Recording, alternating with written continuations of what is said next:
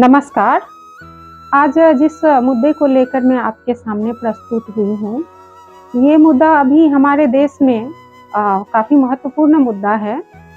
अभी जैसा कि आपको पता है कि मतदान का दौर चल रहा है और बहुत सारे लोगों के मन में यह सवाल उठ रहा होगा कि क्या हमारे अगले प्रधानमंत्री मोदी जी होंगे?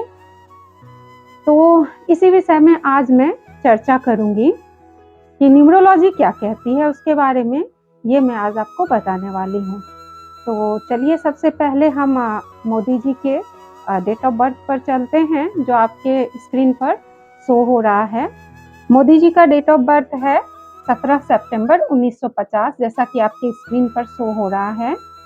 तो इनका जब हम ग्रिड बनाते हैं तो इनका थॉट प्लेन निकल कर आता है 33%, इनका विल पावर प्लेन निकल कर आता है 100% और इनका जो एक्शन प्लेन है वो 33%।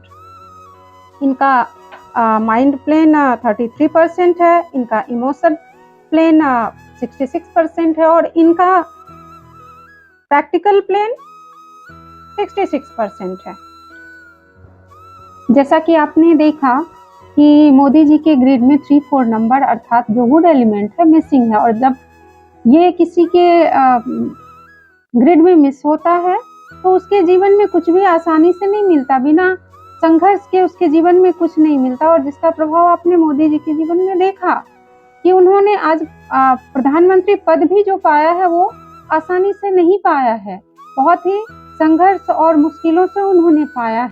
8 और 7 इन दोनों नंबर का जो असर इनके पर दिखाई दिया वो ऐसा था कि आप देख सकते हैं कि इनकी मैरिटल लाइफ कुछ रही नहीं, और इन्होंने जीवन में अभी तक जो भी पाया, भले इन्होंने बहुत ही स्ट्रगल से पाया, बहुत ही मेहनत से पाया, लेकिन इनका विल पावर बहुत ही मजबूत है, जिसके बल पर इन्होंने अपने जीवन में प्रधानमंत्री तक की कुर्सी को हासिल किया है।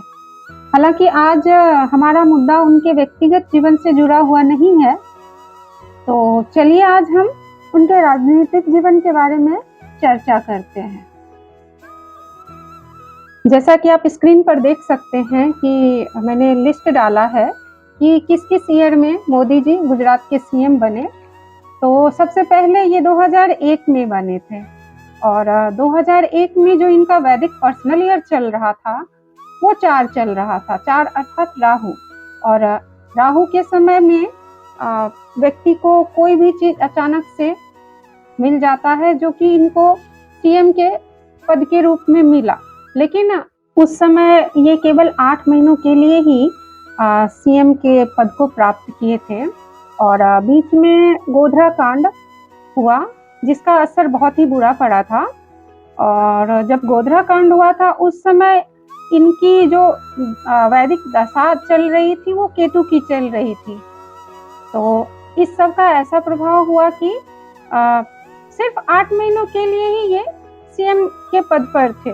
उसके बाद फिर ये 2002 में चुनाव लड़े और इन्होंने अच्छे बहुमत से सीएम के पद को प्राप्त किया। और उस समय जो इनका वैदिक पर्सनल ईयर चल रहा था वो चल रहा था जुपिटर का। जुपिटर जो कि देने वाला होता है, इस समय आपके जीवन में बहुत सारी चीजें अच्छी होती हैं, और उसी का इनको रिजल्ट मिला कि ये वापस से सीएम बने। उसके बाद फिर इन्होंने 2007 में सीएम का चुनाव लड़ा। उस समय इनका वैदिक पर्सनल ईयर सूर्य का चल रहा था। वैदिक पर्सनल ईयर एक था जो कि सूर्य का होता है, और उस समय भी इन्होंने सीएम के पद को प्राप्त किया। 2012 में भी इन्होंने सीएम के पद को प्राप्त किया था, और उस समय इनका वैदिक पर्सनल ईयर वीनस का चल रहा था। तो ये सारी चीजें देने वाली होती है, लाइफ में बहुत सारी अच्छी चीजें इस समय होती है जो इनको सीएम का पद दिलवाया। और फिर 2014 में इन्होंने प्रधानमंत्री पद के लिए चुनाव लड़ा, और 2014 में भी ये विजयी हुए और देश के प्रधानमंत्री के पद पर स्थापित हुए।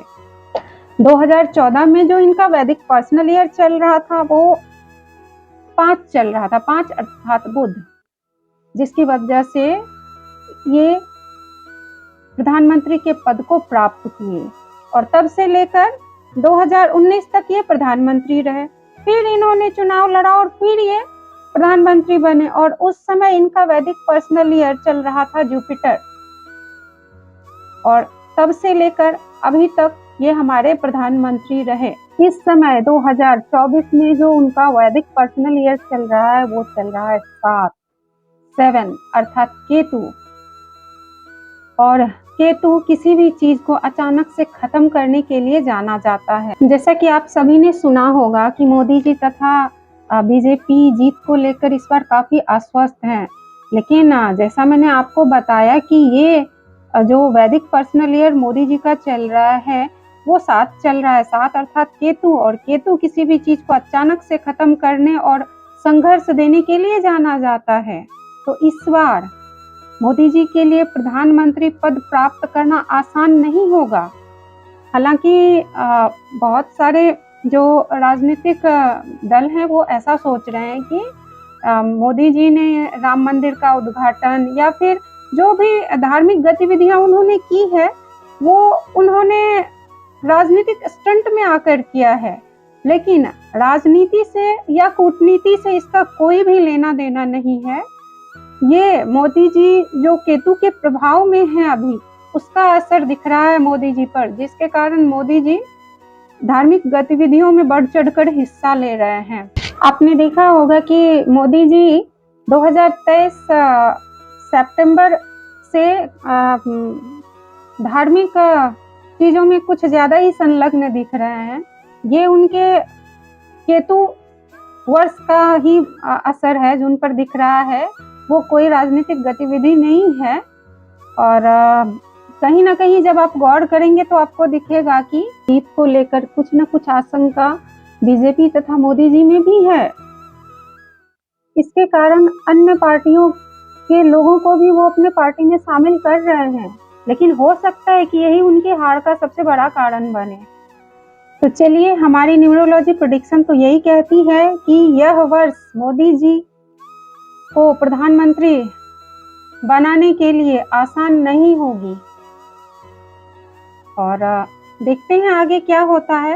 हालांकि जाने अनजाने मोदी जी केतु की बहुत सारी रेमेडीज कर रहे हैं धर्म से जुड़कर। अगर इसका फल उनको मिले तो वो प्रधानमंत्री के कुर्सी के तौर पर मिल सकता है, अन्यथा इसके लिए आसान नहीं होगा। जीत पाना इस बार मुश्किल है, ऐसा कह सकते हैं। तो अगर आप लोगों को मेरी वीडियो अच्छी लगी हो तो प्लीज लाइक करें, शेयर करें, सब्सक्राइब करें। आप सबों का बहुत बहुत धन्यवाद।